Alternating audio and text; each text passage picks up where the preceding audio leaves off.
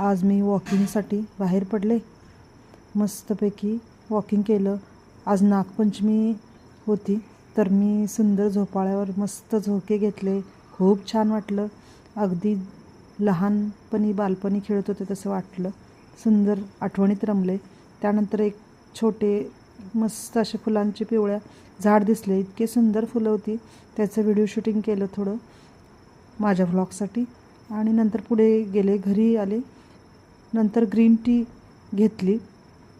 मला green tea आवडते आणि शरीरासाठी सुद्धा चांगली असते, तब्येत कमी करण्यासाठी. त्यामुळे ग्रीन टी नेहमी घेते.